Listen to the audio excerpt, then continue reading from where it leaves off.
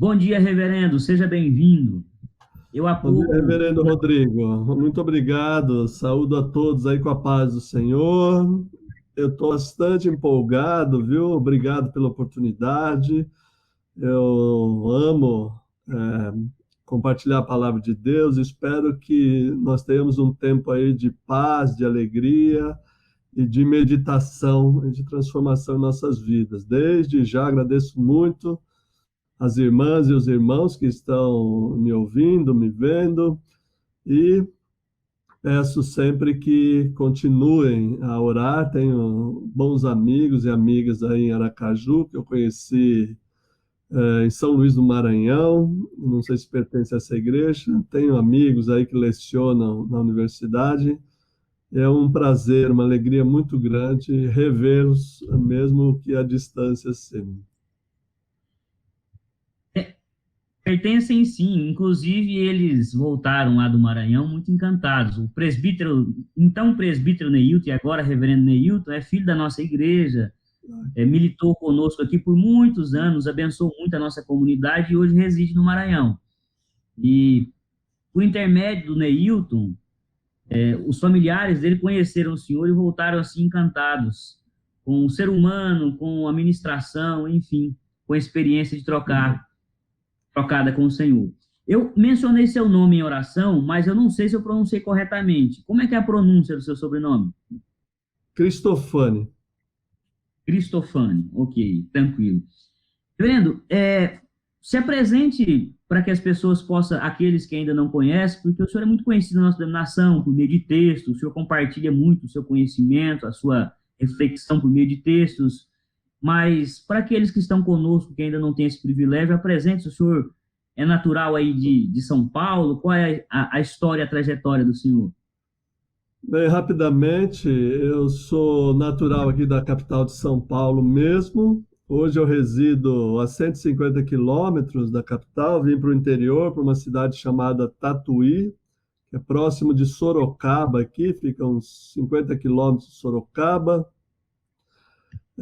Foi uma decisão minha e da Cida, minha esposa, minha querida, de desenvolvermos nosso ministério, particularmente o meu trabalho aqui em um lugar mais tranquilo, menos corrido, menos estressante. Sou pastor presbiteriano já há 34 anos, tenho formação na área de Antigo Testamento, de Bíblia, sou professor da Faculdade de Teologia da FATIP, da nossa igreja, mas só online, né? Ultimamente não, nos últimos 10 anos eu tenho trabalhado somente à distância. E tenho dois filhos, minha esposa tem dois, nós temos, eles estão todos emancipados, um mora na Europa, outro mora aqui na capital, outro mora no interior de São Paulo, e eles estão todos crescidos já, então, deve estar com a idade da maioria de vocês aí, né? Beirando os 40 anos, entre 30 e 40 anos. A gente Mas muito jovem, trabalha. Hã? muito jovem na jornada ministerial tão longa. 34 anos de Sim, ministério. Começou né? cedo, então, a jornada. Na verdade, eu tenho 60 anos, né? Então, eu comecei com 27, eu fui ordenado com 27 anos. E Passa a fui. receita aí, esse Como? elixir da juventude. Passa a receita do elixir da juventude. É,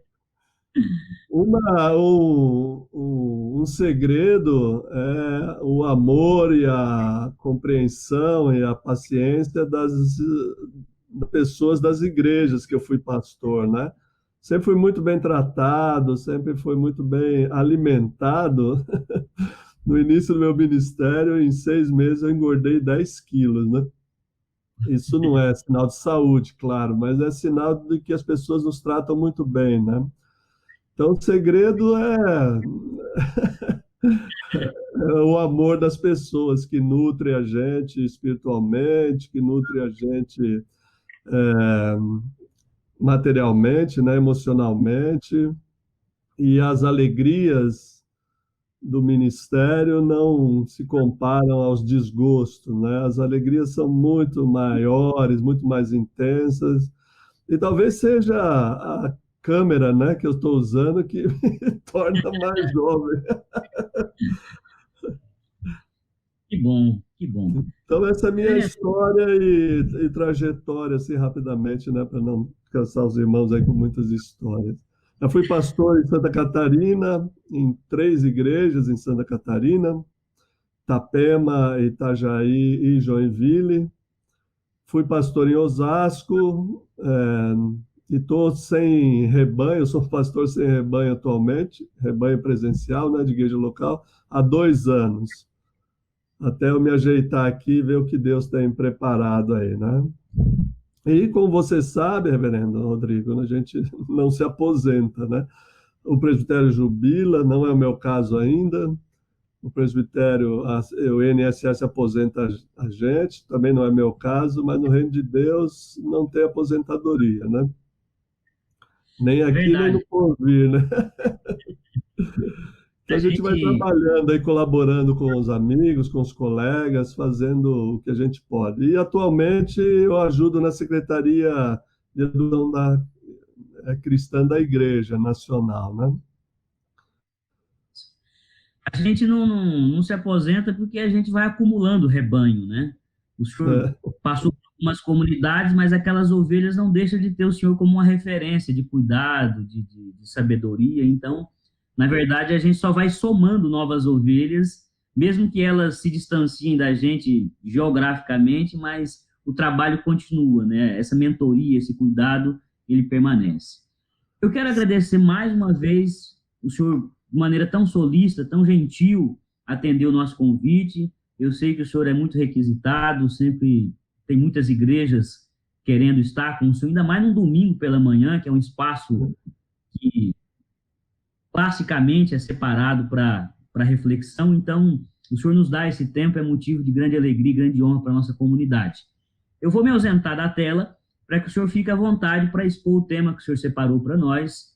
Um tema muito, muito instigante. Estou aqui ansioso para ouvir as suas ponderações, os irmãos também, creio, e que seja um tempo especial. Depois a gente retorna para reverberar aqui os comentários, os questionamentos e os ganchos que o senhor for deixando ao longo da sua fala. Que Deus lhe abençoe. Fique à vontade. amém. Obrigado, viu? Muito obrigado. Eu tenho alegria muito grande de ter preparado esse estudo. Estava orando, pedindo a direção de Deus.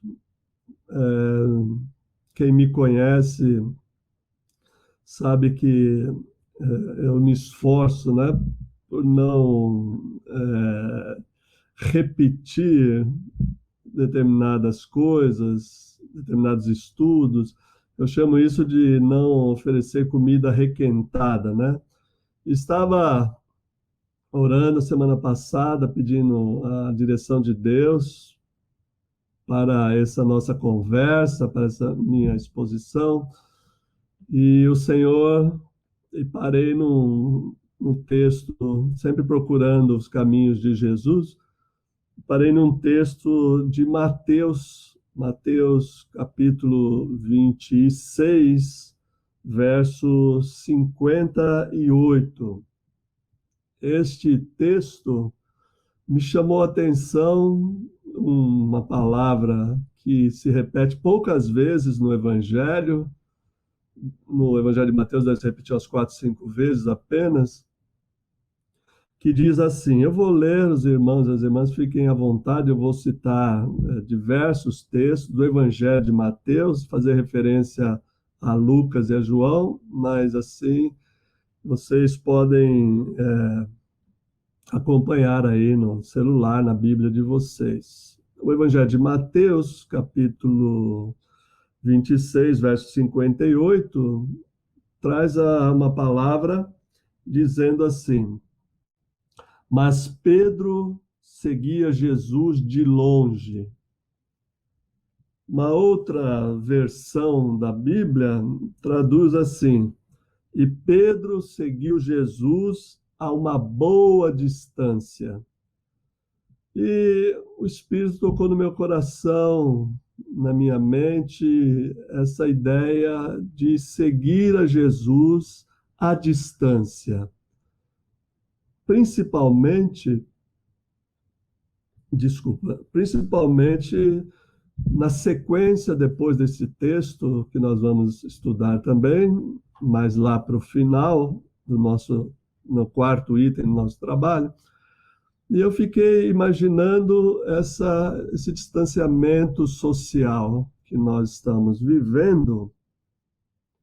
Hoje, graças a Deus, vocês vão ter aí o privilégio, né, de voltar à reunião presencial, mas foram meses, têm sido meses e ainda vão continuar por um tempo, esse distanciamento social das pessoas que amamos, que convivemos, das pessoas que estão sempre juntas em comunhão, nos dando a sua empatia, nos dando a sua força e vice-versa. Então, estava meditando na ideia dos perigos do afastamento social, do perigo do distanciamento social. E eu notei nesse texto de Mateus que o distanciamento de Pedro de Jesus foi um perigo muito grande. Ele correu o perigo e acabou sucumbindo a este perigo. Por isso eu dei o título do nosso estudo de 4 perigos do distanciamento social de Jesus. E esses 4 perigos começam com P, para a gente gravar de forma mais didática.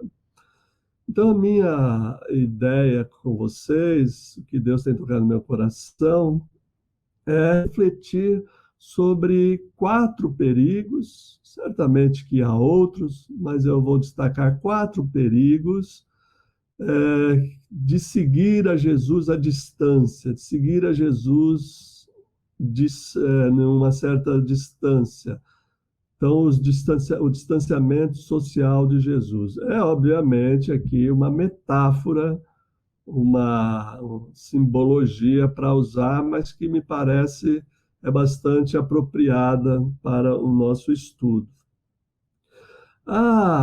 O que me chamou a atenção é que no início do Evangelho de Mateus, capítulo 4, lá no verso 18 e 20 de Mateus, nós temos Jesus indo na beira do mar da Galileia, caminhando junto ao mar, e vê 2 duplas de irmãos, Simão, Pedro e André, e Tiago e João, e chama para o seguimento, para segui-lo, chama primeiramente a Pedro e André. E eles prontamente, diz o texto, né?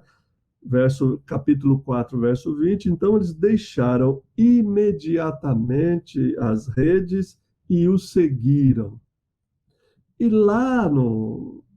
o seguiram de muito perto, sempre muito próximo de Jesus. Pedro, especialmente, se tornou o discípulo que representa, vamos dizer assim, todos os outros, né?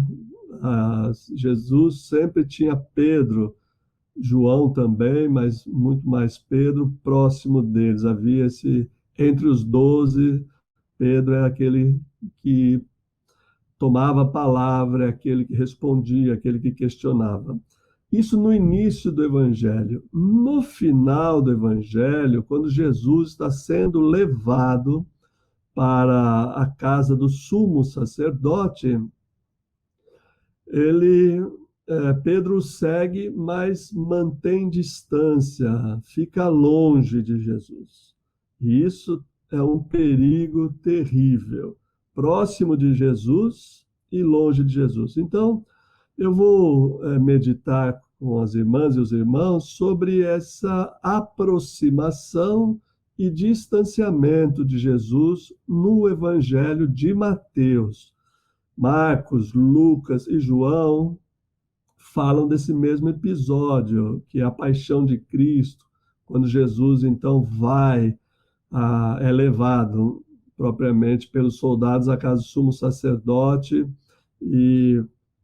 mas eu gostaria de focalizar apenas no Evangelho de Mateus.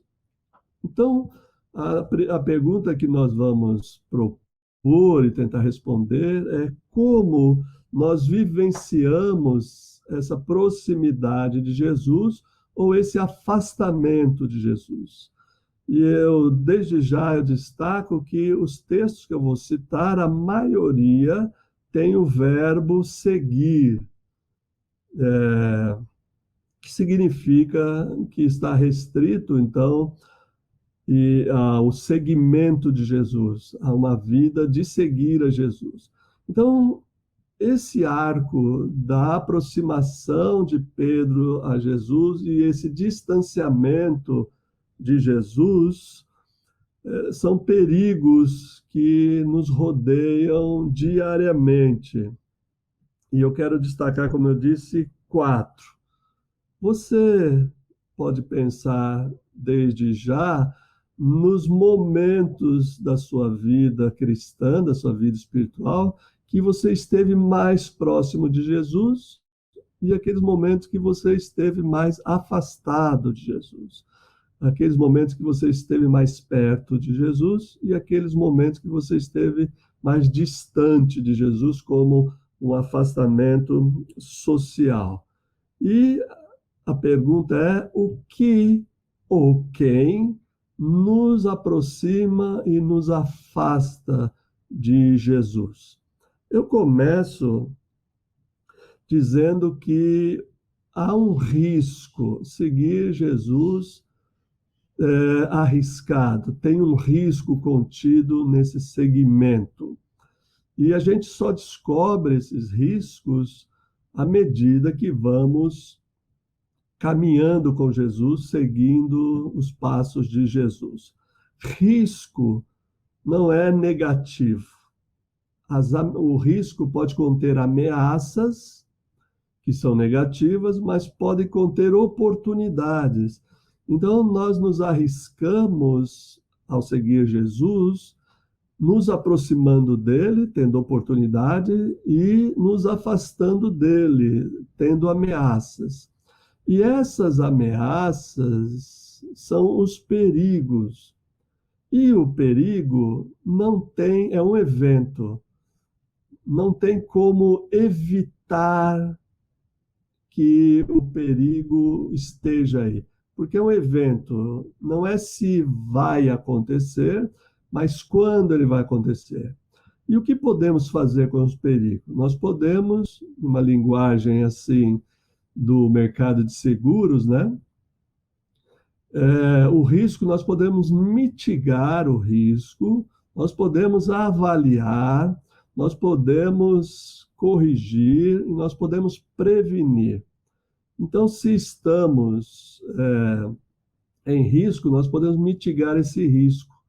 Se já caímos, né, nos afastamos de Jesus, nós podemos corrigir. Então, vamos trabalhar com essa ideia de risco. É importante dizer também que esses 4 perigos que eu vou analisar, que eu vou expor, eles estão intrincados, né? Misturados. A gente usa a expressão estão juntos e misturados, porque a nossa vida com Deus, nossa vida no segmento de Jesus, é tudo junto. Não há uma vida espiritual separada de uma vida emocional, de uma vida material, de uma vida relacional, de uma vida intelectual. É tudo junto e misturado. Nós amamos a Deus, diz Jesus, né? Nós devemos amar a Deus com todas as nossas forças, todo o nosso entendimento, todas as nossas emoções, né? Isso que significa a palavra de toda a força, de toda a sua alma, de todo o seu coração. Então, nós estamos envolvidos plenamente pela graça de Deus, e o seguimento a Jesus envolve nossa mentalidade, nossos princípios, nossos valores, nossas atitudes, nossas emoções, nossos relacionamentos, envolve tudo. Eu vou separar apenas para exposição didática, tá bom? Esses 4 perigos. O primeiro perigo é o perigo das prioridades.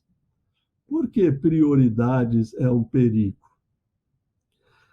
Porque ao estabelecermos uma prioridade, ela fala a respeito de nosso engajamento em uma determinada tarefa, em um determinado serviço. Quando estabelecemos prioridades, e aqui eu quero deixar claro que o engajamento é uma ação da vontade, da livre vontade, isto é, a decisão é sua. Então, ao estabelecer uma prioridade, você vai se engajar nessa prioridade.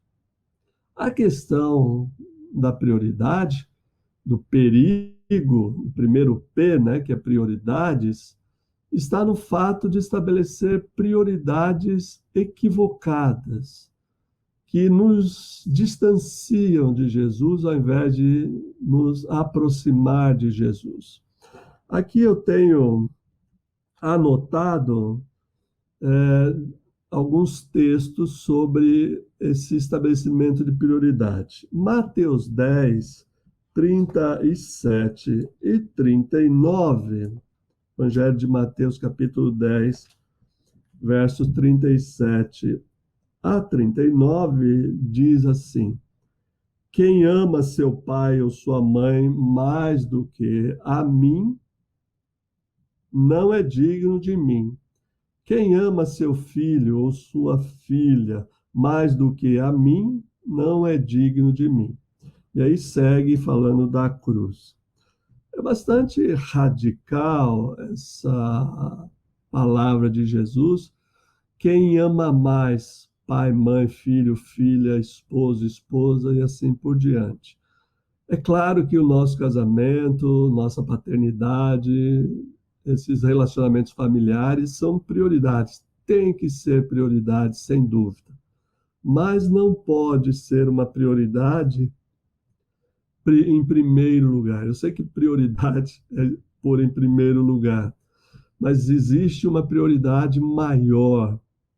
E Jesus diz: quem ama primeiro, a gente pode traduzir assim esse texto, quem ama mais, isso é, quem ama primeiro, quem coloca pai e mãe antes de Jesus, não é digno dele.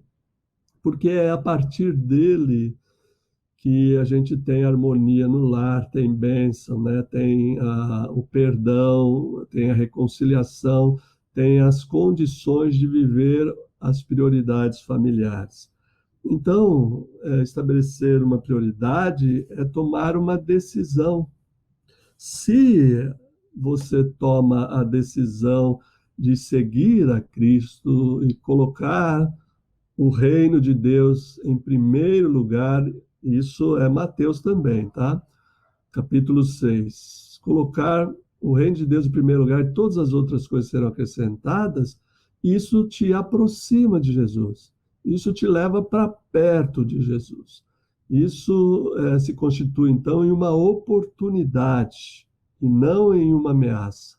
E quando que a prioridade se torna um perigo e acaba caindo num afastamento, acaba nos afastando de Deus? Quando essa prioridade é invertida.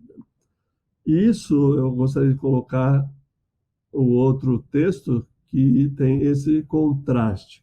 Capítulo 8 de Mateus, os versos 18 a 22, diz assim: vendo Jesus muita gente ao seu redor, ordenou passar para outra margem. Então, aproximando-se dele, um escriba lhe disse: mestre, seguir-te-ei para onde quer que fores.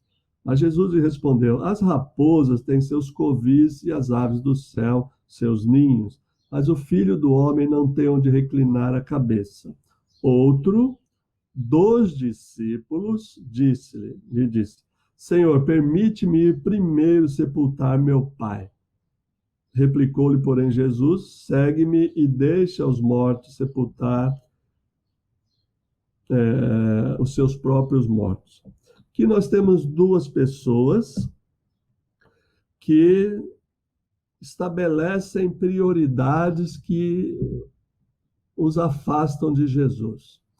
O texto paralelo de Lucas, dessa passagem, acrescenta mais um personagem, né? Lá em Lucas se acrescenta um personagem que diz assim: deixa primeiro eu me despedir dos de casa. O primeiro aqui, que é um escriba, ele quer, diz aqui, que ele vai seguir Jesus aonde quer que Jesus for. Jesus adverte, fala assim: olha, o conforto e a segurança da sua casa eu não posso te oferecer. A vida de um discípulo, de uma discípula, é uma vida de risco. Quem busca conforto não tem como seguir Jesus. Quem busca segurança também não tem como seguir Jesus. E aqui a segurança é muito clara, né? Se trata de uma segurança familiar, de uma segurança de repousar, ter uma casa, um conforto, né? Uma segurança que vem em primeiro lugar. Jesus certamente se hospedava e dormia na casa das pessoas, e no seu ministério ia e voltava para sua casa e tinha onde reclinar a cabeça. O que ele está dizendo é que o seguimento tem esses riscos. Você pode vir a ficar sem lugar para reclinar a cabeça, você pode vir a ficar sem o seu ninho, né? Você pode correr o risco de estabelecer uma prioridade, mas precisa calcular o risco, porque os perigos virão. E os perigos de não ter esse conforto, essa segurança, por exemplo, nesse tempo de pandemia, nós passamos sem o conforto das reuniões, né? E a segurança de estar com os irmãos, daquele abraço, daquela palavra que fortalece, daquela companhia, daquele ombro amigo que conforta, que consola, que ouve. Então, nós temos uma segurança emocional, não se trata de segurança material, como parece sugerir na primeira leitura. Trata-se de uma segurança maior, né? De um colo para chorar, de um ombro para lamentar, de um abraço para fortalecer, de um aperto de mão para dizer: olha, estamos todos juntos nessa, né? Estamos no mesmo barco. E essa vai ser uma das perguntas também que eu vou tratar aqui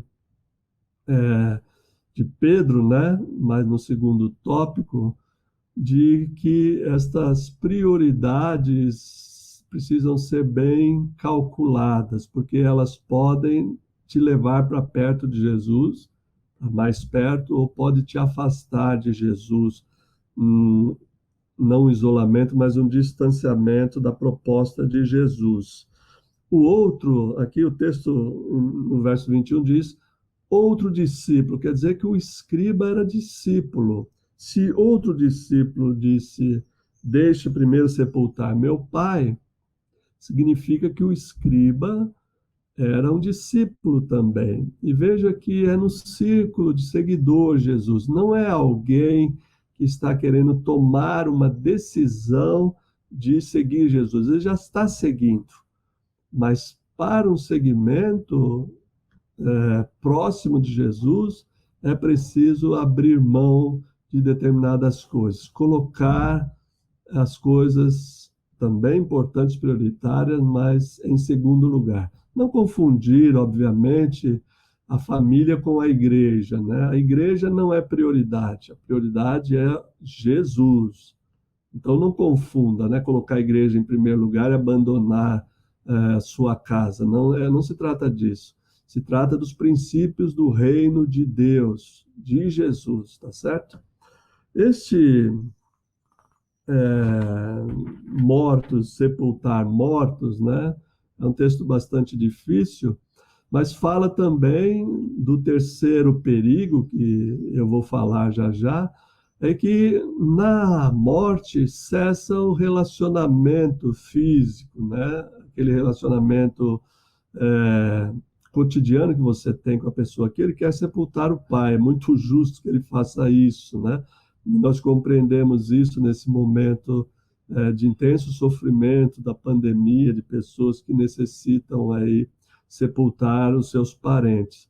Mas, novamente, não se trata de uma proibição de Jesus do discípulo dar atenção ao sepultamento do meu pai. Se trata que o relacionamento cessou e seguir a Jesus continua sendo uma prioridade.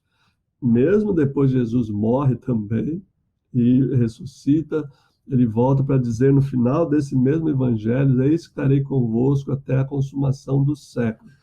Então, a prioridade aqui é, de fato, um perigo se você não estabelece a prioridade de seguir a Jesus de uma forma radical, colocando todas as outras coisas em relação a essa prioridade. Não é colocar em segundo plano, não é não ter prioridade com a família, com o pai, com a mãe, com os filhos, com o namorado, com a esposa, nada disso. Com o companheiro, a companheira, não é isso.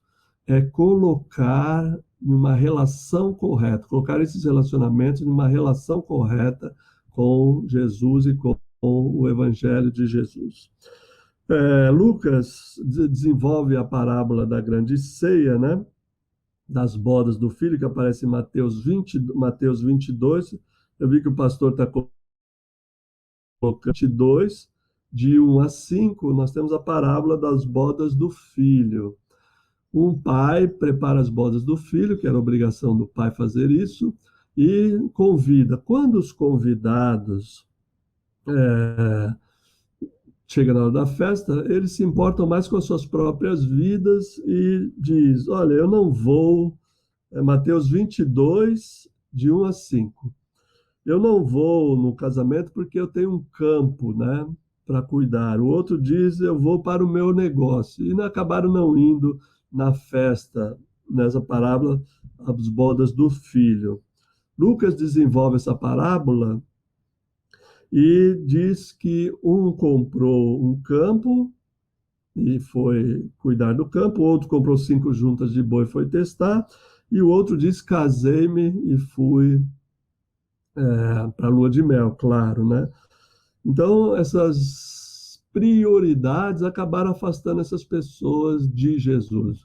O distanciamento, né, que eu chamo de distanciamento social como metáfora, foi, ao invés de aproximar, a decisão dessas pessoas foi de afastamento. Pense nas suas prioridades, que elas podem se tornar um perigo no seguimento de Jesus. Podem aproximar você ou podem afastar você de Jesus.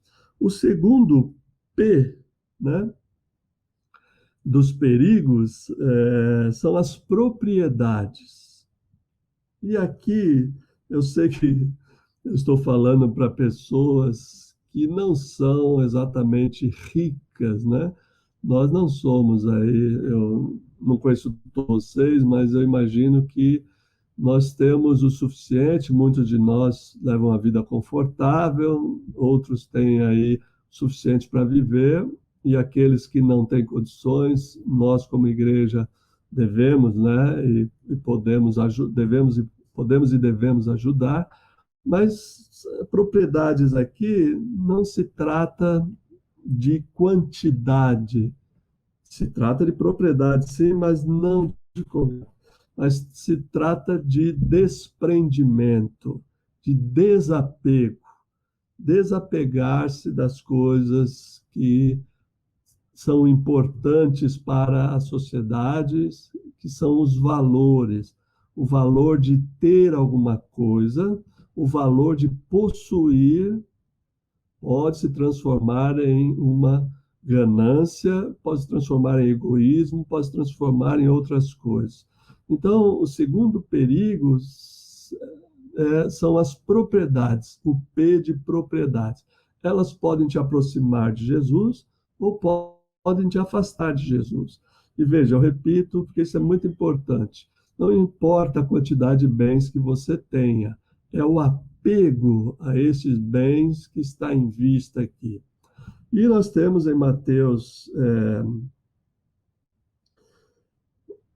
16, 24, né, uma palavra de Jesus assim: o que aproveita, qual é o lucro que a pessoa tem em ganhar o mundo inteiro e perder a sua alma? Nós temos aqui essa palavra aproveita, é a palavra lucro. Nós devemos traduzir que lucro, né? Que dividendos, que vantagem você tem em ganhar o mundo todo. Essa palavra de Jesus é bem genérica, né? Ganhar o mundo todo e perder a alma. E nós consideramos a nossa vida, a nossa alma como uma propriedade, né?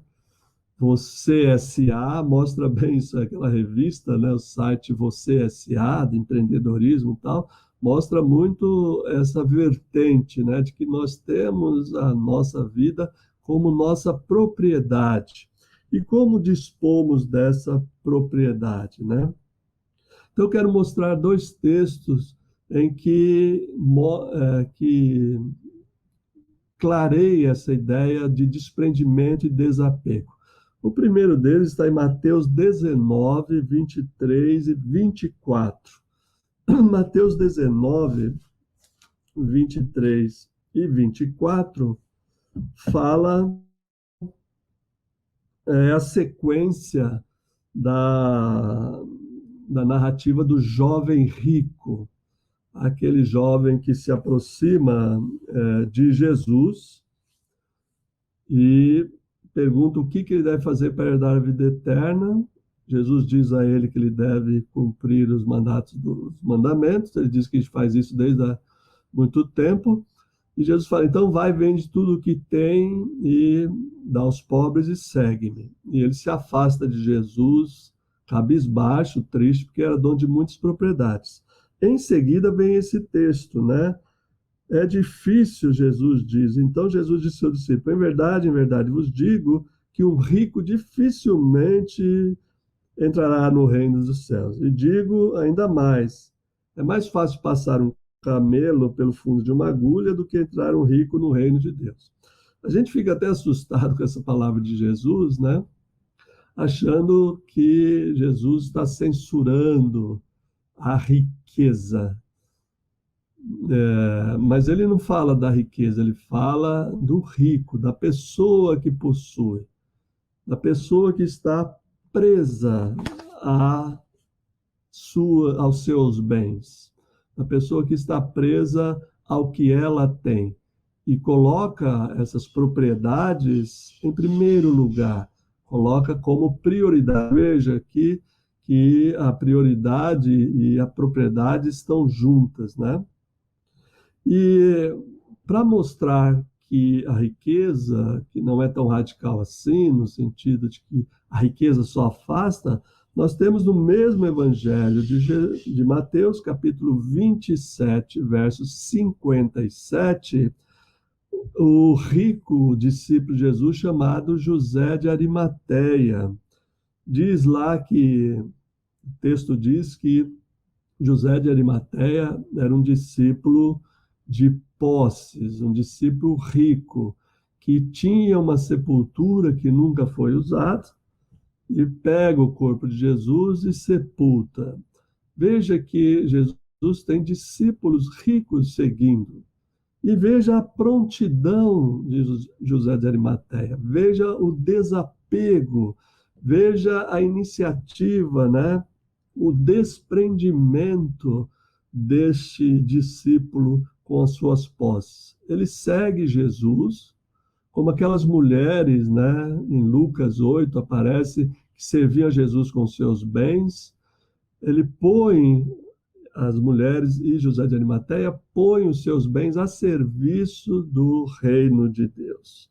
Isso é muito importante, porque é esse desapego, esse desprendimento que Jesus exige. E nem todas as pessoas estão dispostas, seja a quantidade que for que elas têm de bens, elas não estão dispostas a abrir mão, a desapegar disso.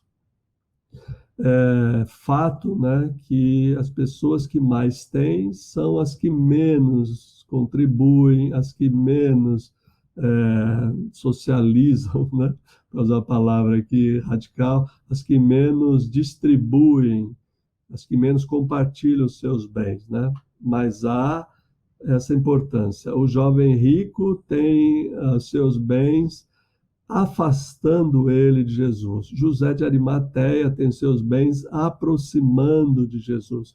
Então, essa dinâmica de seguir a Jesus de perto e seguir a Jesus de longe, de se aproximar de Jesus e de se afastar de Jesus.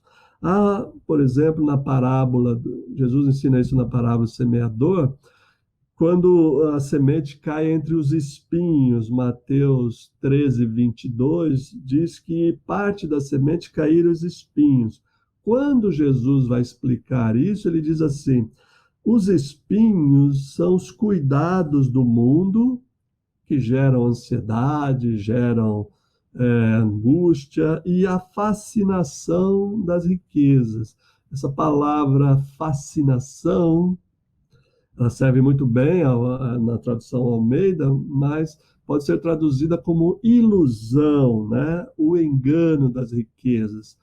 As pessoas se fiam, confiam em seus bens.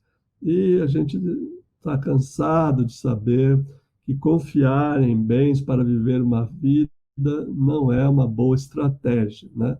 Seja lá a quantidade de bens que você tenha.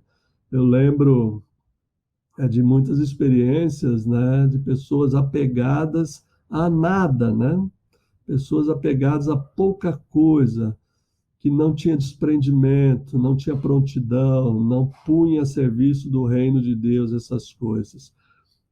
Jesus conta uma parábola em outro evangelho de um homem que semeou, o seu campo produziu muito, e ao produzir essa quantidade enorme, ele destruiu seus silos, reconstruiu maiores e disse: olha, minha alma, agora você tem bens aí para gozar o resto da vida, né?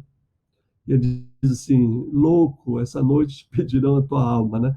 Então, o que tens foi ajuntado para a geração seguinte, a pessoa não usufruiu. Há uma passagem bem interessante quando em Mateus 24, desculpa, Mateus 26, do verso 14 ao 16, quando Judas faz o acordo lá para vender Jesus, né, por 30 moedas. Veja como o apego ao dinheiro 26, reverendo. Desculpa, 26, 14, 16. Mateus 26, 14, 16. Quando Judas coloca, né, Judas era um discípulo, né, seguia Jesus para todo lado, seguia de perto.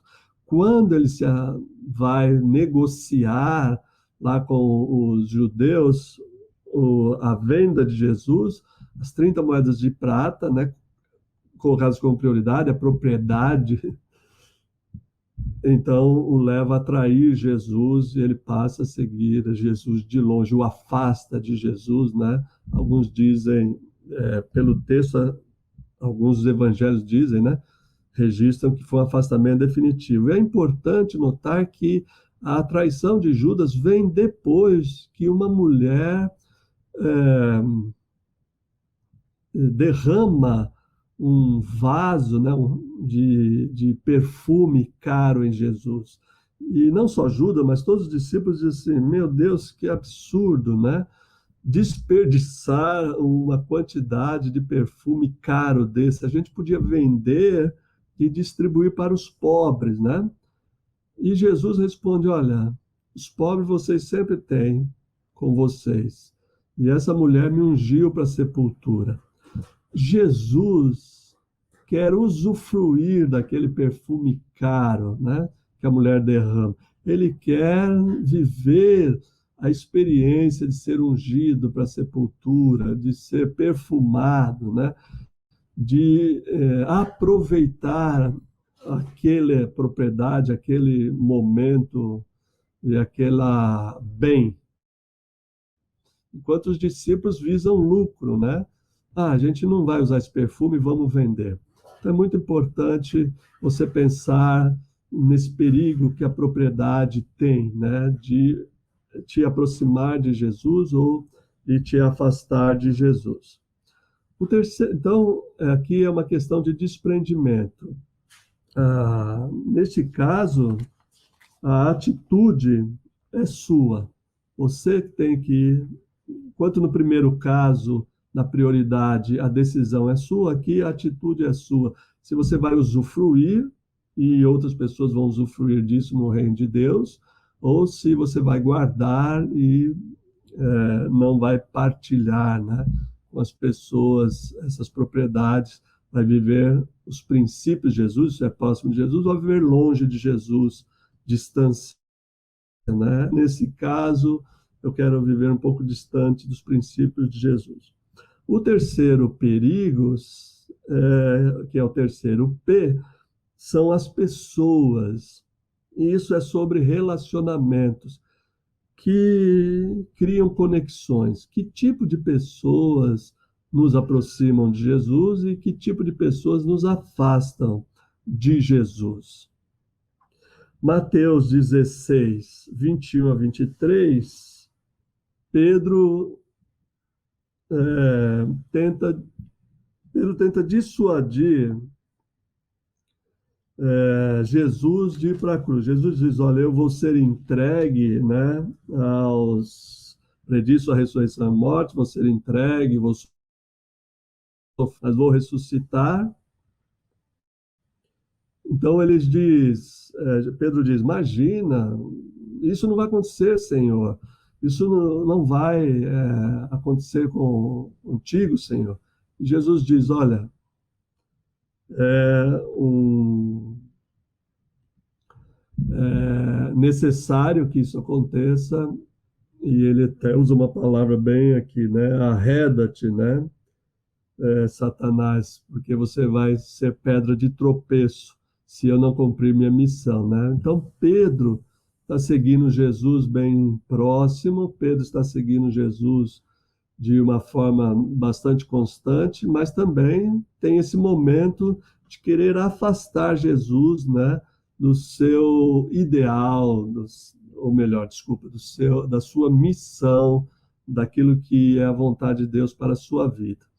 Então, há pessoas muito bem intencionadas nos nossos relacionamentos, mas que representam um perigo para nosso seguimento com Jesus, nossa vida com o Mestre, porque podem nos afastar.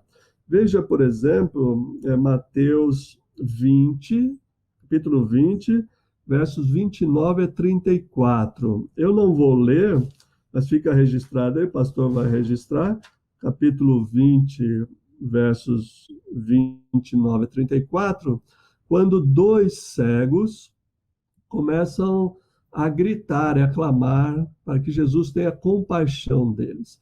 O que o Evangelho de Mateus diz é que a multidão repreendia os cegos e mantinha os cegos afastados de Jesus. E, novamente, esses cegos clamam, né? E o Evangelho de Lucas diz que os que iam na frente, provavelmente os discípulos, né, ou as pessoas mais próximas de Jesus, estavam impedindo que os cegos se aproximassem de Jesus. Marcos diz que eram muitos. Então, a multidão, muitos, os que iam na frente, pessoas que cercavam Jesus, do relacionamento próximo de Jesus, estavam impedindo que outros se aproximassem de Jesus. Então, era uma dupla pedra de tropeço. Eles seguiam Jesus, mas impediam que outros seguiam. E os cegos clamam, e Jesus acaba ouvindo e acaba curando esses dois cegos. Então, o perigo desses seguidores de Jesus, discípulos, homens e mulheres, nos afastarem de Jesus, nos afastar de seguir a Jesus, criar um distanciamento, ser um impedimento.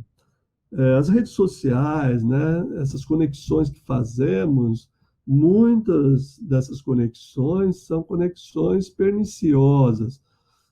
As pessoas precisam lidar com isso de forma diferente. Eu vejo muitas postagens na internet, né, nas redes sociais, se afaste de pessoa para baixo, se afaste de pessoas que te põem para baixo, se afaste, né, evite essas pessoas. Eu acho isso bastante anticristão, anti-evangélico, anti-jesuânico, né, para usar a palavra de Jesus aqui. Essas pessoas é que precisam de nós, né? As pessoas chatas, as pessoas para baixo, as pessoas que criticam. A gente tem que ter sabedoria para lidar, amor, caridade, compaixão dessas pessoas e não ficar se afastando delas. Mas precisamos nos conectar com pessoas, e com essas pessoas especialmente, mas não permitir que essas pessoas nos afastem, nos distanciem de Jesus. Muita gente teme que a pandemia tenha afastado muitas pessoas de Jesus e se aproximado de outras pessoas. Então, é importante ter isso em mente, que quais são as pessoas que estão no seu relacionamento, e relacionamento agora se fala também de relacionamento virtual, né?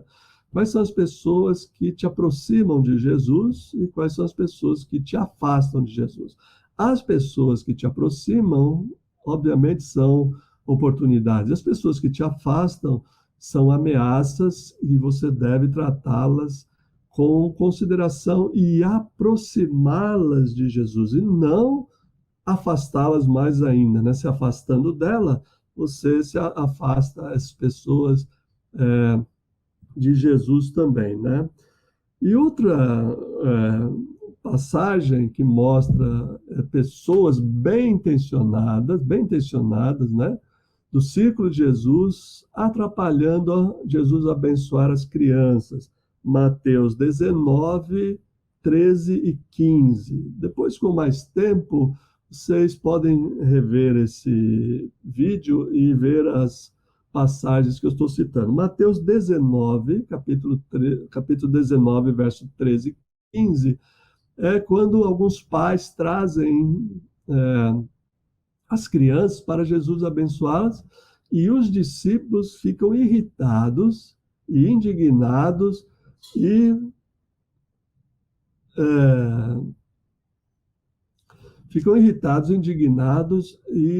impedem que as crianças sejam trazidas para próxima de Jesus. Veja que eram discípulos, pessoas bem intencionadas, pessoas com as melhores boas intenções, achavam que o Senhor não devia se incomodar, ou não devia ser incomodado com as crianças. Esses discípulos foram repreendidos por Jesus, né? Jesus disse, deixar vir as minhas criancinhas, e Jesus acaricia essas crianças e abençoa essas crianças. Se deixa por conta dos discípulos, essas crianças estariam sem bênção, né? Até o dia de hoje. E, finalmente, o quarto perigo é o perigo das pressões, que são as circunstâncias que nos cercam. E as pressões falam acerca do comprometimento. Enquanto as pessoas falam a respeito dos relacionamentos, as propriedades falam a respeito do desprendimento e as prioridades falam a respeito do engajamento, as pressões falam sobre o comprometimento, que é uma questão de apego. E aqui eu volto, então, ao início no Evangelho de Mateus, capítulo 26, ao início da nossa fala, né?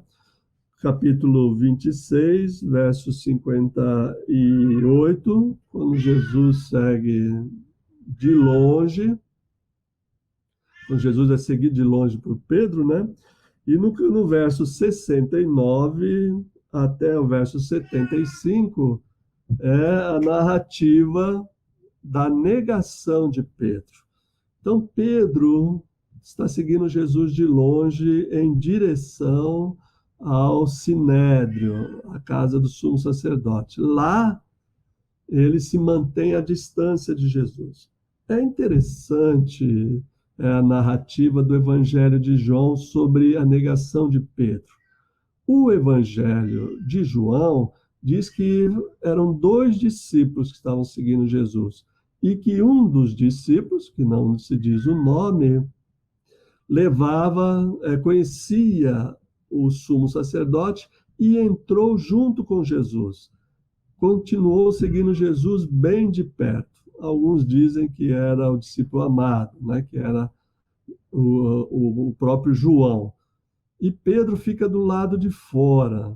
Então, Pedro está à distância e João está junto com Jesus, acompanhando o seu julgamento. E Pedro nega Jesus, né, 3 vezes de forma veemente. Esse distanciamento dele não permite que ele tenha esse comprometimento, esse apego a Jesus. Vamos lembrar, né, que Pedro tinha dito no capítulo 19, verso 27, disse assim para Jesus: nós deixamos tudo e te seguimos. O que será de nós? Nós deixamos nossas propriedades, colocamos segmento como prioridade, deixamos pai e mãe. O que será de nós? Jesus diz: bom, vocês vão receber o reino de Deus, né? Vocês serão herdeiros do reino de Deus. Pedro, em outra oportunidade, diz: tu és o Cristo, filho de Deus. Pedro é aquele que anda sobre as águas no Evangelho de Mateus. Mas esse distanciamento tem um motivo. Pedro foi avisado. Capítulo 26, verso 35, 31 a 35, Pedro é avisado. Olha, Pedro, Jesus diz assim novamente: eu vou sofrer, vou morrer, ser crucificado e ressuscitarei. E as ovelhas serão dispersas. E Pedro diz assim: mesmo que todos se escandalizem, eu não me escandalizarei. Eu estou tão apegado ao Senhor que eu sou capaz de ir até a morte. Ele diz claramente: eu vou contigo até a morte. Jesus diz: olha, Pedro, lamento informar, né? Mas você vai me negar 3 vezes antes que o galo cante. E Pedro: de jeito nenhum, Senhor, eu estou tão apegado, tão comprometido contigo, que eu vou até a morte. E quando Jesus é preso, lá no Getsemane, Pedro, então, segue a distância. Esse compromisso à distância não é uma espiritualidade saudável, não é um modo correto, né? Não é o modo aí mais adequado e o modo exigido por Jesus de seguimento. Então, Pedro se dá conta, né, de que esse afastamento, né, essa falta de compromisso naquele momento de pressão, naquele momento crucial na vida de Jesus, quando o outro discípulo vai com Jesus até a casa do sumo sacerdote, entra com Jesus, e Pedro se mantém à distância, se esquentando na fogueira lá, e nega Jesus veementemente. Ele até esbraveja, fala uns palavrões lá, uns impropérios, dizendo: eu não conheço, não sei quem é, não sei de quem está, tenho raiva de quem sabe, né? Essa negação é fruto de um afastamento. Na pressão, né, quando nós nos sentimos pressionados, nossa tendência é tirar o time de campo, é recuar, né? Isso acontece diariamente em nossa vida, né? no temor, no medo, na apreensão, na preocupação, na dúvida, na incerteza. Todos esses momentos que nós vivemos diariamente, a incerteza do desemprego, a incerteza da nossa subsistência, a incerteza do nosso relacionamento, a incerteza da vida do nosso filho, se vamos ser aprovados ou não, enfim. Vivemos a apreensão, as queimadas, a falta de alimento. Tudo isso, então, nos dá são pressões diárias sobre as nossas vidas e nossa vida espiritual. Então, eu quero concluir, né, fazendo um apanhado aqui dos 4 perigos que eu apresentei. Então, são 4 perigos do afastamento social de Jesus. O perigo são as situações que nós temos ou não controle, que nós podemos ou não evitar, que nos leva a nos aproximar de Jesus ou nos afastar de Jesus. O primeiro são 4 P's. P de prioridades, o P de propriedades, o P de pessoas e o P de pressões. As prioridades dizem respeito ao nosso engajamento, à nossa escolha. A escolha é sua. Que prioridade você vai estabelecer com o reino de Deus e com o evangelho de Jesus? Pode te aproximar ou pode te afastar. Segundo P, que é o segundo perigo, são as propriedades. Não se trata da quantidade, mas do desapego, do seu desprendimento. Muito apego aos bens materiais é afastamento, desprendimento, a exigência do evangelho, o desapego é aproximação. O terceiro P, que eu considerei no evangelho de Mateus, o terceiro perigo são as pessoas. Se trata, então, de relacionamentos, da conexão que você faz.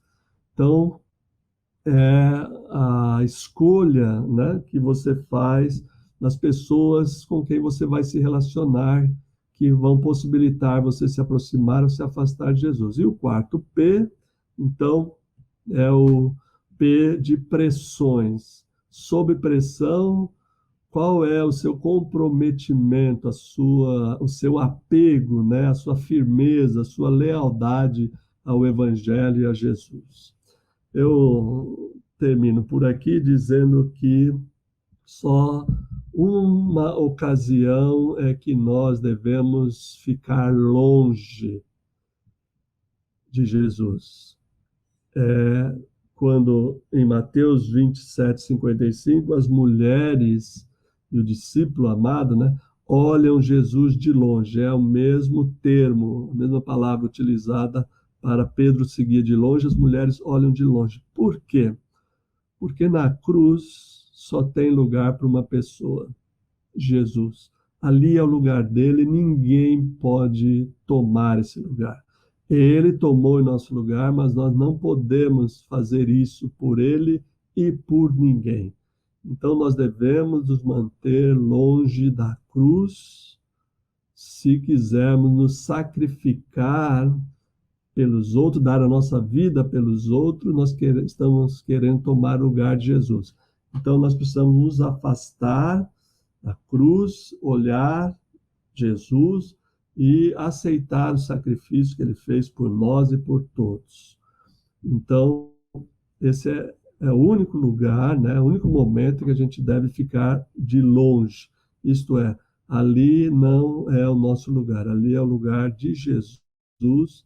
Por isso, as mulheres, os discípulos e nós devemos contemplar o que Jesus fez, agora, com a graça de Deus, uma cruz vazia, e saber que ali o Senhor nos livrou desses perigos. Então, nos capacitou a evitar esse perigo.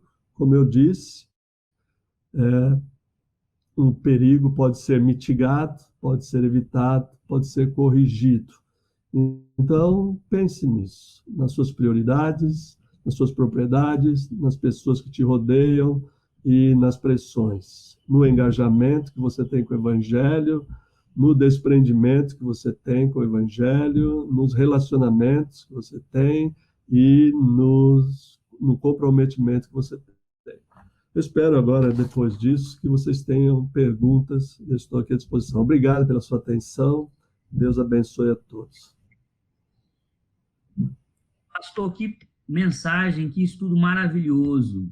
Trago aqui um primeiro comentário do pastor Ellison, que é pastor auxiliar aqui na nossa comunidade, que foi seu aluno no curso EAD. Grande bênção assistir o pastor Cristofani, foi um excelente e dedicado professor no nosso EAD em teologia. Que Deus abençoe abundantemente o seu ministério. Muito obrigado. A bênção. Nós vamos já reverberar aqui alguns comentários, mas eu quero dar início a esse tempo de conversação aqui, falando sobre um tema mais genérico, mais amplo dentro da sua fala, que é a religiosidade e a espiritualidade, né? A religiosidade vazia de Jesus, ela pode gerar uma falsa sensação de proximidade. A religiosidade, ela tem esse poder de gerar uma falsa sensação de proximidade. Você é próximo de conceitos, de ritos, mas não necessariamente da pessoa de Jesus, pastor? Sem dúvida, uma ótima pergunta. Depois eu queria esclarecer a Sônia, né, que parece que ficou com dúvida aí sobre o afastamento da cruz, né? Uhum. Eu acho que é isso. Ela pode formular a pergunta de outra forma. Pastor Rodrigo, de fato, a nítida ilusão, né, das pessoas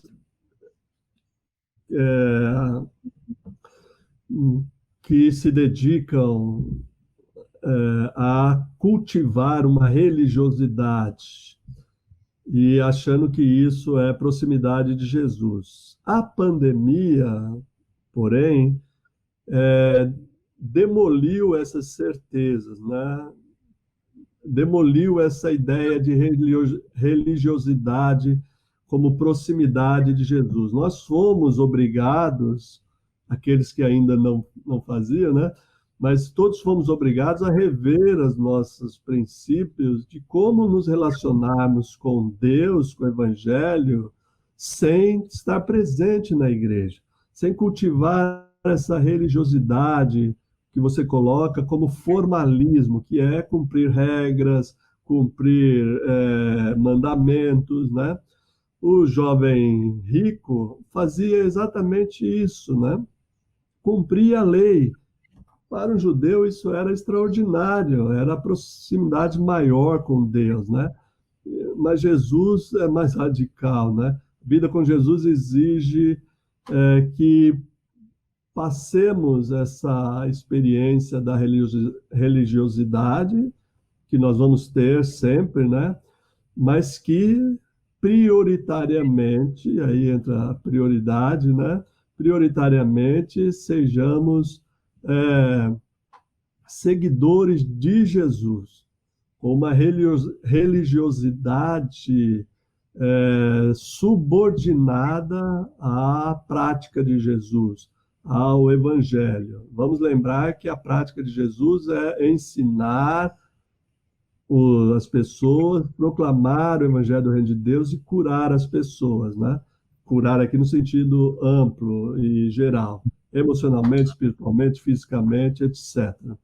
Então, de fato, a proximidade de Jesus não é proporcional à nossa proximidade da igreja, à nossa religiosidade. Às vezes, é inversamente proporcional. Quanto menos religioso você é, ou quanto menos religiosa a pessoa é, mais próximo de Deus e mais próximo de Cristo está. O senhor quer responder a dúvida da Sônia agora? Vamos deixar para o final para prender o pessoal até o fim, já que na ordem cronológica da sua fala, esse foi o fechamento. Pastor, entrando no primeiro ponto da sua exposição, o pedido das prioridades. O problema das prioridades não seria estabelecer tarefas profanas e tarefas sagradas, quando a gente divide essa vida dentro desses dois campos, do sagrado e do profano, não fica mais difícil estabelecer prioridades que tenha Jesus? Essa é uma outra divisão que tem causado muito prejuízo para o evangelho, né? Para nós, pastores, é fácil estabelecer uma prioridade de estudar a Bíblia e falar sobre a Bíblia, e pregar, e visitar, etc., porque essa é a nossa tarefa. Mas, em primeiro lugar, a vida do Evangelho é viver os valores do reino de Deus.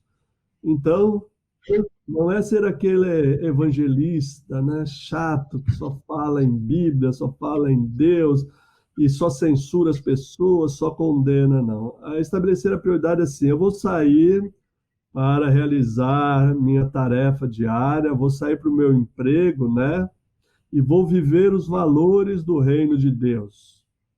Como disse alguém, né, essa frase sempre citada: se precisar de usar palavras para pregar o evangelho, eu vou usar também, mas viver o evangelho. Então você sai para trabalhar, a prioridade é o seu ganha-pão, mas a prioridade é ganhar esse pão com justiça, com dignidade, com os valores do reino de Deus. Não sair, né, de casa para ganhar o seu pão a qualquer custo, sacrificando os seus princípios cristãos, sacrificando os valores do reino de Deus, né? Outra Existe, prioridade, outra prioridade, estabelecendo assim nessas tarefas chamadas profanas, né? Essa divisão é, bom, eu vou ganhar meu dinheiro para abençoar outras pessoas também, meus filhos, minha esposa, meu pai, minha mãe, meus amigos, né? No sentido de ter esse desprendimento. Então, essas tarefas, a prioridade aqui é estabelecer a prioridade de viver os valores do reino de Deus em qualquer situação. enquanto o senhor falava, me veio à mente uma frase que é atribuída a Lutero, onde ele dizia: para mim é tão santo pregar um sermão quanto ordenhar uma vaca, no sentido de que qualquer tarefa feita com esse propósito de glorificar a Deus, ela se torna priorização do reino. Quando a gente intenta glorificar o nome de Deus, testemunhar de Cristo, transmitir valores do reino a partir de qualquer tarefa executada na vida, isso constitui um modo de priorizar o reino. Não é tão simples no dia a dia, né? Via de regra, a nossa religiosidade contemporânea, a espiritualidade contemporânea, ela demarca bem esses campos, até para permitir que os indivíduos tenham aquela carta branca para tocar o terror num determinado campo da vida, e num outro campo da vida, que é a espiritualidade, aí sim eles se dedicam a uma vida mais pura, a uma vida mais próxima daqueles ideais do cristianismo. A fusão desses mundos talvez seja o que Cristo tenha promovido, né? Não podemos perceber Jesus tratando com mais santidade, sacralidade, os seus momentos a sós com o Pai, que eram muitos, e os seus momentos de envolvimento com as pessoas, o almoço na casa de um publicano, o contato com uma mulher adúltera ou com pessoas que eram ditas impuras. Acho que essa fusão de mundos é o grande legado da espiritualidade de Jesus, né? Ele fundiu esses mundos até então considerados profano e sagrado. Ele unificou a vida. Isso é muito belo, né? Naquilo que Cristo nos deixa como legado de espiritualidade. Sem dúvida, essa é a encarnação, né? Jesus rompeu isso que você está dizendo, a separação entre Deus e o ser humano era feita exatamente, né, o que está no céu e o que está na terra, o sagrado e o profano, o santo e o impuro, né? O puro ou impuro, o santo e o profano. Então a encarnação foi justamente rasgou o véu, não só do Santo dos Santos, mas rasgou o véu dessas concepções, né? Isso é, agora nós temos um Deus que anda em meio à sua criação, né? Que rompe todas as barreiras de raça, língua e essa barreira da religião também, né? Você tem toda a razão. Esse é o propósito da encarnação de Jesus, né? Que coisa linda, pastor.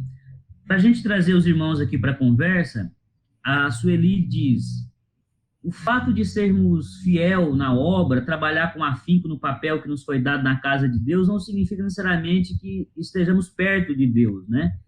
Ela fala aqui desse ativismo religioso, não confundir o ativismo religioso com priorização. Seria por aí? Sim, sim. Em parte nós já colocamos essa questão, mas o ativismo, né, uma igreja baseada em agenda, é uma igreja com os dias contados, né? Hoje nós devemos focar em projetos, em causas, né? Então, ao invés de termos uma agenda, nós temos causas que nós podemos, então, nos engajar prioritariamente, né? Porque eu acho que o que a Sueli coloca foi uma percepção que Deus colocou no coração, se não da maioria, de grande parte dos seus filhos e suas filhas, né? Que aquele ativismo na igreja não fazia muito sentido, né? Sem os cultos presenciais, nós nos demos conta disso, né? Eu vejo muitos pontos positivos do afastamento, do distanciamento social, da pandemia. Um dos aspectos muito positivos que eu vejo foi melhor, né, do que muitos sermões que nós batemos aí anos a fio, né, dizendo não é por aí, pessoal, não adianta, né, ser uma igreja baseada em agenda, atividades, né, que a gente diz, agenda aqui é atividades, né. Então, a pandemia veio silenciosamente mostrar, né, falar, olha, qual diferença faz você e seus filhos aqui em casa e você e seus filhos lá na igreja, né? Faz diferença, sim, a comunhão, né? Mas foi para isso que a igreja foi formada, organizada, para promover a comunhão, fortalecer e enviar, né? Nós terminamos o culto com o envio para a missão do dia a dia, né? Então, a Sueli, de fato, tem razão, né? E Deus tem corrigido as igrejas e o nosso coração nesse rumo, né? De que nós temos que nos dedicar às causas, né? E me parece que aí também Aracaju, eu conheci o reverendo André, com a Ana Isaura e com outros pastores, né? Com o Kleber, e as causas, né, de ajudar as pessoas, de socorrer as pessoas, foram muito bem recebidas, foram muito bem apoiadas, a participação foi muito intensa, né, de muitas pessoas, e mostrou que isso são as prioridades, né, que a Essa, proximidade com Deus se dá na proximidade com o próximo, né. essa pausa mostrou que a gente fazia muita coisa desnecessária. A Sim, sim, gente promovia uma série de ações que era mais para a satisfação da necessidade dos crentes de se sentir útil, mas que, em verdade, não tinha, assim, uma finalidade, um propósito, com frutos que efetivamente abençoam o reino. sem dúvida. No item, no ponto 2 da sua fala, o perigo das propriedades, quando o senhor fala sobre o dinheiro, sobre as propriedades que não são necessariamente fontes de maldição, não são assim malditas em si. Essa alquimia que nos permite transformar dinheiro em vida, ela se dá a partir dessa mudança de chave, dessa postura mais desapegada, converter o dinheiro a uma causa, não tornar o dinheiro a própria causa da vida, tornar o dinheiro um servo das nossas muitas causas e não servir ao dinheiro, puxando aquela compreensão de Jesus sobre Mamon, que é o dinheiro elevado à categoria de ídolo. Seria isso, a gente converter esse dinheiro às nossas causas? E como é que se daria esse processo de conversão? Seria esse gesto de desapego e de generosidade?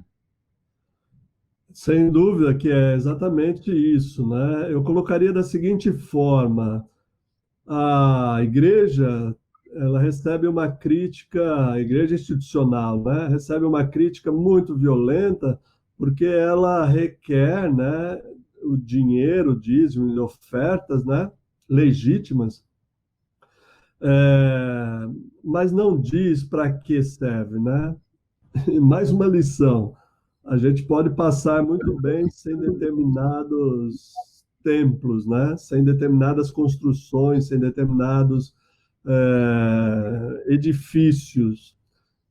E prioritariamente esse dinheiro ser, esses bens, né?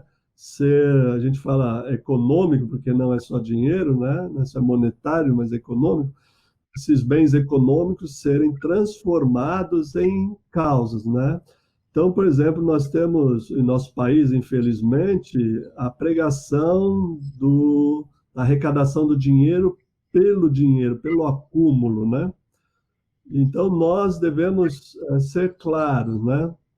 Eu acho que as pessoas contribuiriam mais se nós pudéssemos, se disséssemos a elas que não apenas o dízimo e as ofertas, mas que elas poderiam contribuir com causas, né?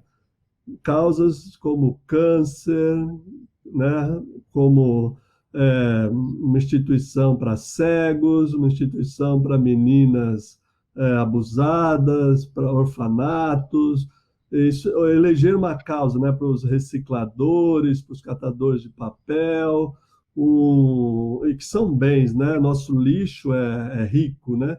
Então, essa ideia de separar nossos bens, né?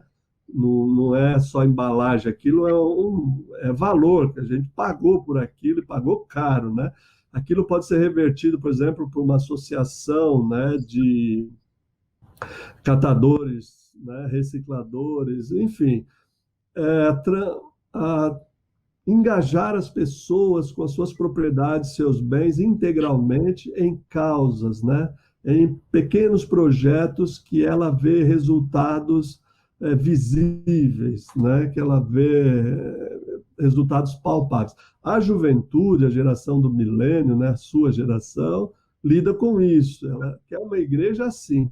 A igreja da minha geração é uma igreja de acumular, né? Eu lembro quando o presidente Fernando Collor confiscou a poupança de todo o país, as igrejas se viram em papos de aranha, né? Como se diz aqui em São Paulo, não sei se vocês conhecem a expressão aí, se viram em grandes dificuldades porque era uma política de acumular, né?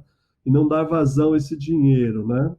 Porque a todos nós, de experiência própria, ganhamos e queremos ganhar mais. Quando acumulamos, queremos acumular mais, né? Então, esse desprendimento é nesse empenho que você colocou, né? Empenhar o dinheiro em pessoas, em projetos que envolvam pessoas e as pessoas sejam diretamente beneficiadas, né? A partir, como diz a Escritura, dos domésticos na fé até onde a igreja pode alcançar, né? Bem colocado, pastor. Quando o senhor fala o perigo das pessoas, o senhor toca num outro tema assim muito importante para a espiritualidade cristã, né? E eu queria puxar um conceito assim que está sendo muito tocado e difundido, que é o dos relacionamentos tóxicos.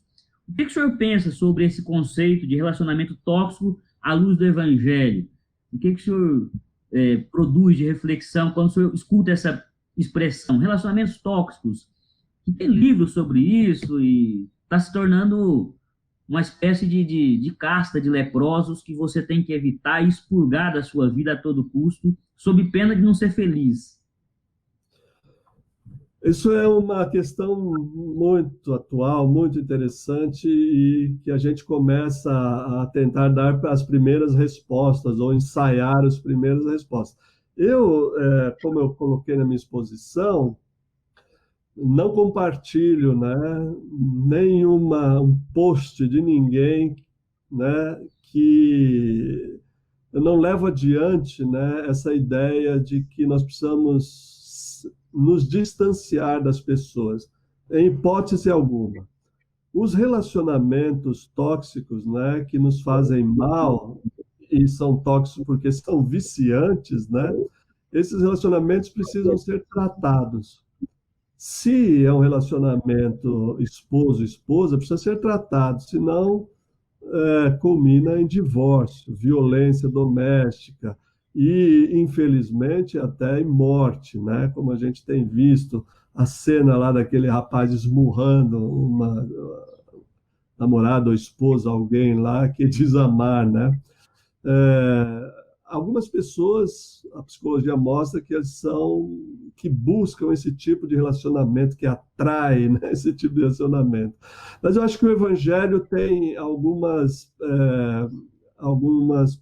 nos dá ferramentas para trabalhar com isso. Primeiro é a compaixão, né? Nos aproximar dessas pessoas com compaixão, não com dó, nem com pena, mas com compaixão, né? Eu fiz uma série de 5 estudos, né, no meu canal do YouTube sobre a compaixão de Jesus. Na terça agora vai o quinto episódio sobre isso, né? É uma Qual, ferramenta, qual é o seu canal, reverendo? youtube.com/Dr. Cristofani. D de dado, R de rato e meu sobrenome, Cristofani. Então, ali eu coloco que a compaixão é um instrumento de aproximação dessas pessoas, né? Agir com compaixão. Outra possibilidade, outro instrumento que o Evangelho nos dá é o perdão, né? A possibilidade da conversão mesmo, da regeneração dessas pessoas, né? Porque o que falta na vida dessas pessoas, desses relacionamentos tóxicos, é o evangelho, né? A palavra de Deus, é a sabedoria de provérbios, é a exortação profética, são as palavras de Jesus, o aconselhamento das cartas do Novo Testamento. O que falta nos relacionamentos tóxicos são percepções de que toda pessoa é passível de mudança. Há relacionamentos mesmo que chegam a vias de fato, né? Divórcio, separação de pais e filhos, e aí entra aquela questão de Jesus, né? Não vim trazer paz, mas fogo, espada, onde na sua própria casa as pessoas estarão divididas, um contexto bem específico, né? Mas nunca significa o afastamento da convivência com essa pessoa. Você tem por limites, né? Eu tenho um rapaz que me acompanha nas redes sociais, de outra denominação, e ele passou a me ligar 2, 3 vezes diariamente, né? Algumas pessoas consideram isso um relacionamento tóxico, porque, na verdade, ele é um rapaz de uma igreja pentecostal que precisa de ajuda, né? Que buscou ajuda. Então, eu só fui pôr no limite, né? Olha, tal hora eu posso te atender sobre tal e tal assunto, eu não quero falar. Nós agora temos um relacionamento bem gostoso. Ele me pergunta se ele pode me ligar, que hora ele pode me ligar. Eu ligo para ele, a gente conversa, enfim. Eu diria Eu, assim, por exemplo, que seria do aconselhamento pastoral, né? Daquela palavra do apóstolo sobre o dom de exortar, sobre o dom de aconselhar, o que seria dessa palavra se a gente evitasse justamente quem precisa, né? Eu tenho muitas restrições a esse tipo de afirmação, que é uma afirmação vinda do mundo aí da autoajuda, né? Da autoimagem, do autoconhecimento. Que a gente certa para certas pessoas, nós somos relacionamentos tóxicos também, né? é, é justamente isso que Sempre será um afastamento, né, que não vai ajudar em nada, né? E você coloca muito bem, né? Tudo isso é muito bem colocado. A gente está criando um leprosário, né? é justamente isso, pastor, que falta percepção, né? Jesus diz: Eu vim para os doentes. Os sãos não precisam de médico.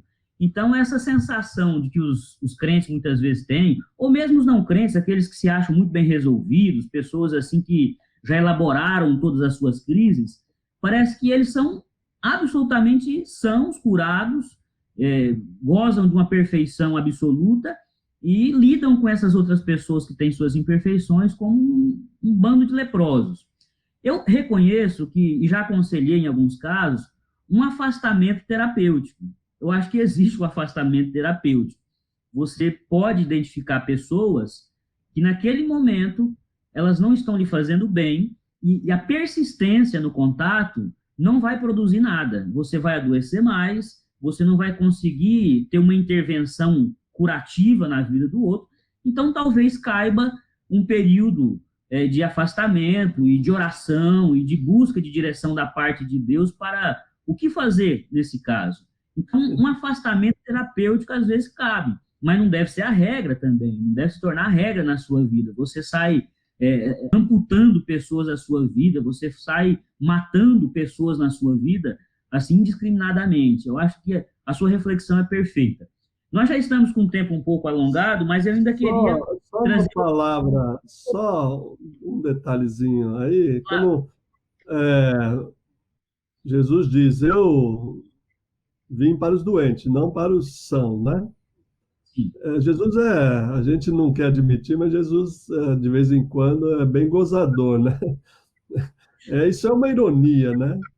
No final das contas, é dizer assim, você se acha muito, né? Você se acha uma pessoa resolvida, você se acha são, então fica aí com as suas coisas, né? Ele mesmo acaba ironizando a situação, né? E com o tempo ele vai mostrando.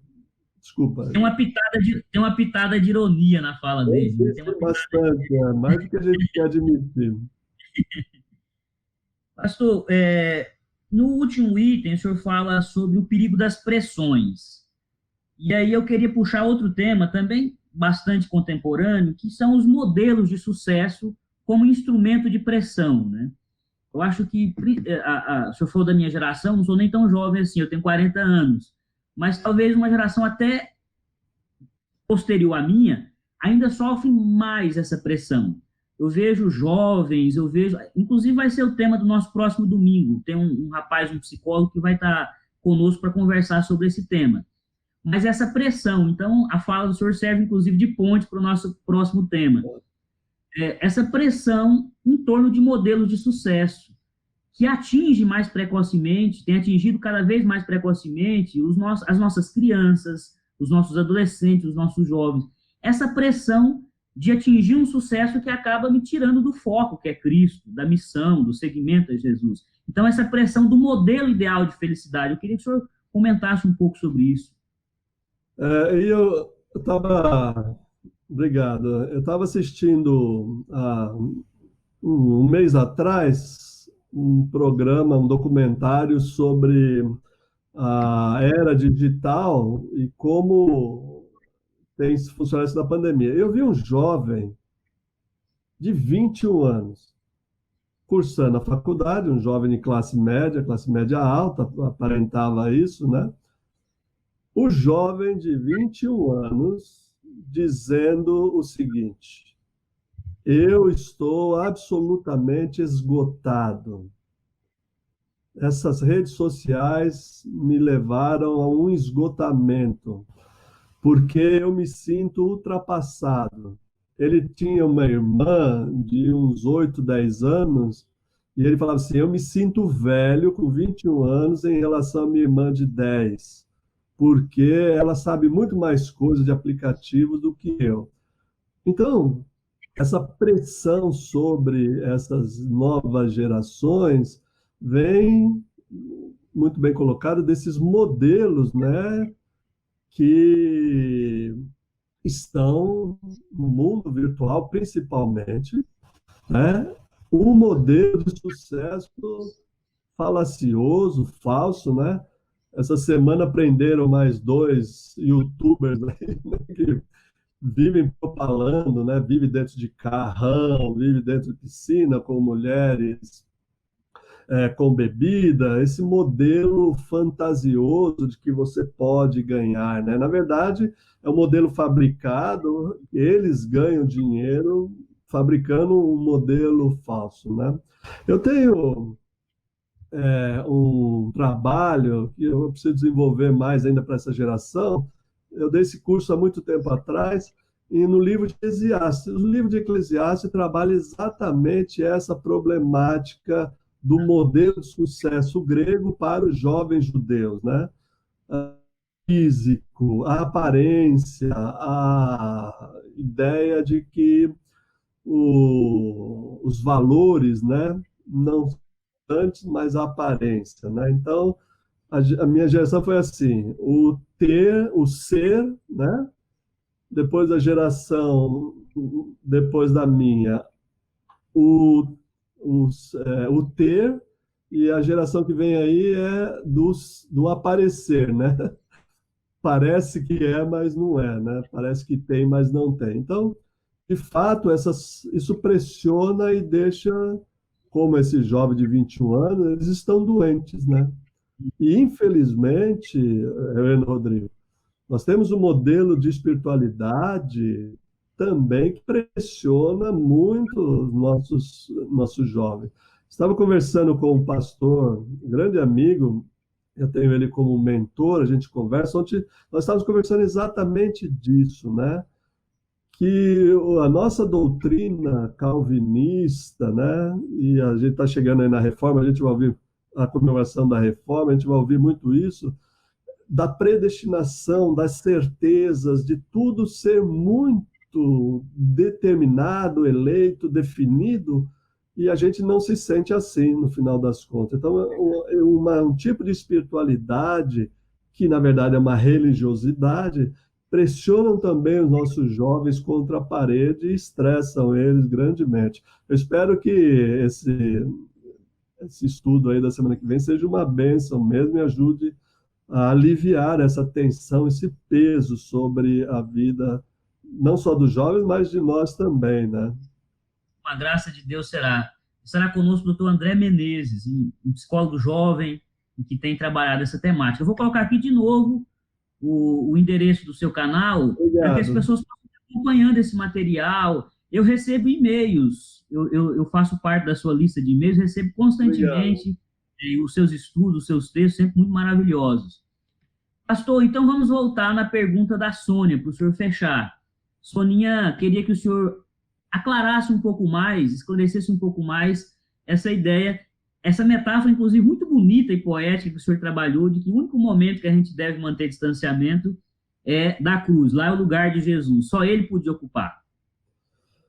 De fato, foi exatamente isso. Talvez eu não tenha me feito totalmente claro, né, Sônia? É Sônia, né? É Isso. que eu fiz um jogo, né, com as palavras, com a palavra longe, né, ficar de longe, que é a mesma palavra que aparece, né, tanto com Pedro, que seguia Jesus de longe, e as mulheres que olhavam de longe. O que eu quero dizer, o que eu quis dizer com isso, e vou repetir, né, de tentar ser mais claro, que se a gente tiver que manter distância, que se mantenha a distância de cruz. Quer dizer, a gente não deve pretender, nem com as nossas propriedades, com as prioridades, com os relacionamentos e nas pressões, a gente não deve querer tomar o lugar de Jesus. A gente não deve querer o lugar dele. A gente não deve se sacrificar expiatoriamente, né? Salvadoramente. Nós não vamos dar a nossa vida para salvar outras pessoas, porque é inútil, né? Então ali nós ficamos de longe contemplando agora a beleza da cruz, né? Que está vazia. A beleza da cruz agora é que ela está vazia, que o nosso Senhor ressuscitou e está conosco. E esse distanciamento nos dá a perspectiva correta de como nós devemos enfrentar esses perigos, né? Não é quando Jesus diz tomar a cruz, não é para a gente e ir para o Calvário com ele, no sentido de tomar o lugar dele. Insisto nisso, né? De sermos pequenos cristos, né? De sermos miniaturas de Cristo e da nossa vida, porque isso ele já fez.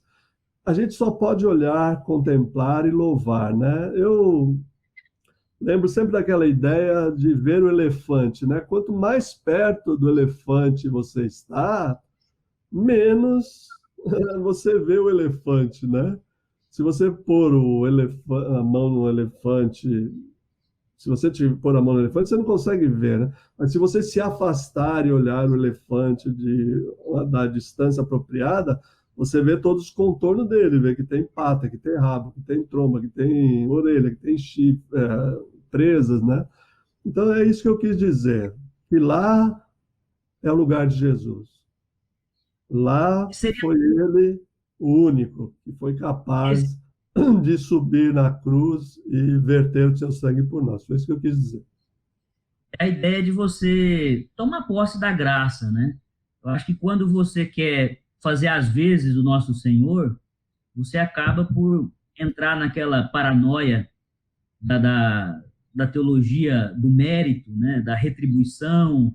Você acaba por desprezar a graça. Você não toma posse da riqueza da graça. Quando o Senhor fala, olha, não queira fazer o que Deus já fez por nós e ainda faz por nós, é dizer, viva pela graça, permita-se ser invadido pela graça de Deus. E nesse sentido, o irmão Benedito falou que é porque com muita frequência somos pegos de surpresa, nós nos desequilibramos emocionalmente. Essa tentativa de tomar esses cuidados, essas precauções, essa orientação que o Senhor nos trouxe hoje para que a gente não incorra nesses erros e não cometamos esses erros que são perigosos para a nossa espiritualidade, não nos dá uma certeza absoluta de que nós vamos acertar sempre. Para isso existe a graça de Deus, para nos visitar nessas fragilidades emocionais, nessas imperfeições. E a fala que o Senhor nos trouxe nessa manhã foi extremamente cuidadosa, pastoralmente cuidadosa com as nossas vidas. Eu agradeço as suas palavras, reverendo, principalmente as suas colocações que trazem essa fala para um mundo mais contemporâneo, né? Eu tenho tentado atualizar essas mensagens, né? E com a sua ajuda, com a ajuda de outros jovens pastores, eu tenho me inteirado, né, da linguagem atualizada, do que de fato está acontecendo na geração, né? Porque a tendência da gente é pensar com a cabeça da minha geração, né? O que não faria nenhum sentido, né? A sua fala foi extremamente atual, pastor. A sua bom, contribuição fico feliz de ouvir isso também. A hermenêutica que o senhor propôs dos textos foram extremamente atuais, fez conexão direta, tanto que despertou em mim algumas reflexões que, inevitavelmente, eu acabei fazendo. A sua contribuição foi muito especial. O senhor é um biblista muito, assim, habilidoso, o senhor é um pastor muito sensível, de modo que as suas falas são sempre muito contributivas. Que Deus lhe abençoe. Queria que o senhor deixasse uma palavra final para os nossos irmãos. Eu agradeço, né, de coração mesmo, a paciência de vocês, a disponibilidade, né, de me ouvir, a disponibilidade de me acompanhar. Tenho saudades, né, da Neuma que está aí, de outras pessoas. Tenho saudade agora conhecendo você, né, estreitar esses relacionamentos de pastor, de amigo. Fico muito feliz, agradecido mesmo. Mando um grande beijo aqui de Tatuí, né? Espero que vocês, que a gente estreite nosso relacionamento por outros canais. Tem o WhatsApp, tem o meu canal do YouTube, tem Facebook, enfim. Estou à disposição também, viu, para qualquer... para compartilhar a vida com vocês também, não só a Bíblia. Deus abençoe a todos. Obrigado, pastor. E com certeza, obrigado, quando o mundo voltar a uma razoável normalidade e que a gente puder ter encontros reais e pessoais, o senhor vai ser chamado a estar conosco aqui, presencialmente, ministrando num acampamento, num aniversário da igreja. Obrigado. É um privilégio tê-lo conosco. Se o senhor tiver, por ocasião do convite, disponibilidade, vai ser uma bênção. Também sou muito Obrigado. grato a Deus pelo privilégio de conhecer agora pessoalmente. Os seus textos, a sua escrita, as suas ideias, eu já desfruto há algum tempo, mas hoje eu pude, ainda que por esse meio digital, lhe conhecer. E foi uma experiência muito abençoadora para a minha vida. Que Deus lhe abençoe. Um forte abraço Obrigado. aí para a família toda. Deus abençoe. Amém. Tchau, tchau.